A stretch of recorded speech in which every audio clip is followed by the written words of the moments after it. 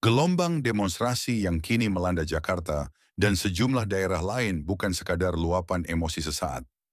Ribuan orang turun ke jalan menyuarakan tuntutan yang sama, perubahan, keadilan, dan perlawanan terhadap dominasi elit yang dianggap semakin jauh dari aspirasi rakyat.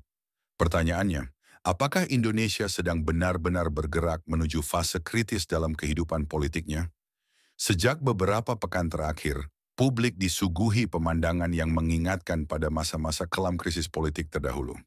Demonstrasi yang awalnya berangkat dari isu tunggal, kini melebar menjadi rangkaian tuntutan besar. Ada desakan pembubaran DPR yang dinilai hanya menjadi alat oligarki. Ada pula sorotan tajam terhadap legitimasi presiden, termasuk isu ijazah Jokowi yang masih terus menuai tanda tanya. Dan yang tak kalah keras, tuntutan pemakzulan terhadap Gibran yang dianggap sebagai simbol nepotisme dan cacat etika demokrasi. Gelombang demo ini bukan hanya simbol perlawanan, tapi juga alarm keras bagi pemerintahan Prabowo yang baru saja memulai masa kepemimpinannya. Publik menuntut agar Prabowo benar-benar memutus bayang-bayang kekuasaan lama, berani lepas dari cengkeraman Jokowi, geng Solo dan oligarki untuk berdiri sebagai presiden yang berpihak pada rakyat. Sebab jika tidak, Presiden Prabowo berisiko terseret ke dalam pusaran krisis, kepercayaan yang makin membesar. Fakta di lapangan menunjukkan eskalasi semakin meningkat.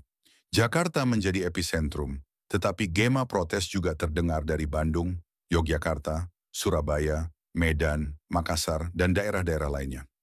Terlebih isu-isu ekonomi ikut menyulut amarah, lapangan kerja yang sempit, harga-harga sembako yang semakin mahal, pengangguran yang meningkat, hingga rakyat kecil yang makin terjepit dengan beban hidup berat dan dikenakan berbagai pungutan pajak.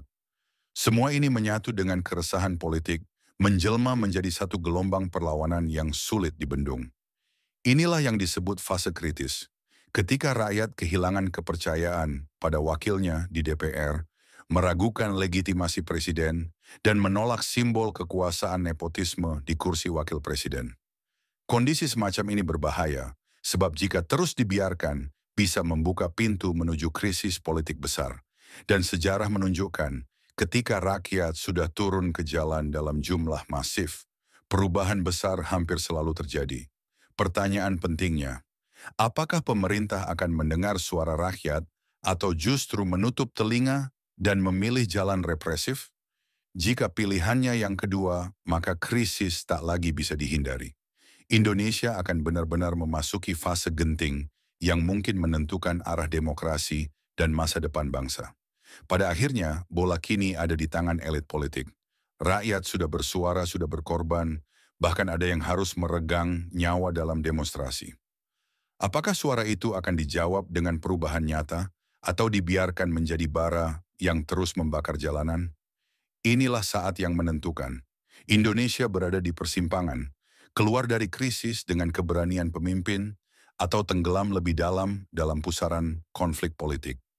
Silahkan berikan komentar Anda terkait dengan dinamika dan konstelasi politik terhadap aksi demonstrasi yang berjalan, serta berikan like, share, dan subscribe agar channel ini dapat terus menyuarakan sikap kritis publik untuk Indonesia menjadi lebih baik.